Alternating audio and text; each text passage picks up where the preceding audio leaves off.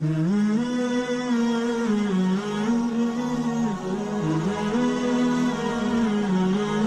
สมิลลาห์อัลฮัมดุลิลลาห์วัสศอลาตุวัสสลามุอะลารอซูลิลลาห์ชีวิตของมนุษย์เฮาทุกคนก็เปรียบเสมือนการเดินทาง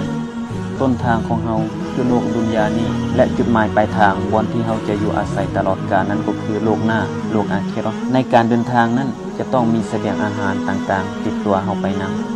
ไว้กินไว้ใช้ในยามที่เฮาหิวขณะเดินทางและเสบียงของโลกหน้านั้นก็คืออัลอามัลศอลิฮ์การงานที่ดีต่างๆขณะที่ดำรงชีวิตในโลกดุนยานี้เสบียงอาหารที่ดีที่สุดบ่แม่นอาหารที่แซ่บและราคาแพงที่สุด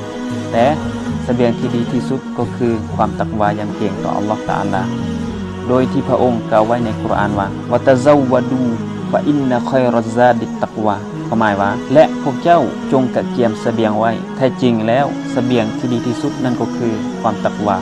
ยำเกรงต่ออัลเลาะห์ตะอาลาเสบียงความตักวานั้นก็คือการต่ออัตต่ออัลเลาะห์และรอซูลของพระองค์ปฏิบัติในสิ่งที่พระองค์สั่งใช้และหลีกห่างในสิ่งที่พระองค์สั่งห้ามในวันโลกหน้าวันแห่งการสอบสวนตาสังความดีความชั่วต่างๆทรัพย์สมบัติเงินทองวงตระกูลนั้นบ่สามารถที่จะให้น้ำหนักในตาสังความดีของเราได้เว้นแต่การงานที่ดีที่เราสะสมเป็นเสบียงไว้ในโลกดุนยานี้ในวันแห่งการสอบสวนในวันโลกหน้านั้นมนุษย์จะต้องถูกสอบสวนทุกการงานที่เขาเฮ็ดไว้ในโลกนี้พระองค์อัลเลาะห์ตะอาลาได้กล่าวไว้ในกุรอานว่าฟะมัยยะมัลมิสกอลซัรเราะตินค็อยรอยยะเราะห์วะมัยยะมัลมิสกอลซัรเราะตินชัรรอยยะเราะห์ซึ่งมีความหมายว่าดังนั้นผู้ใดที่เฮ็ดความดีนักเท่าฝุ่น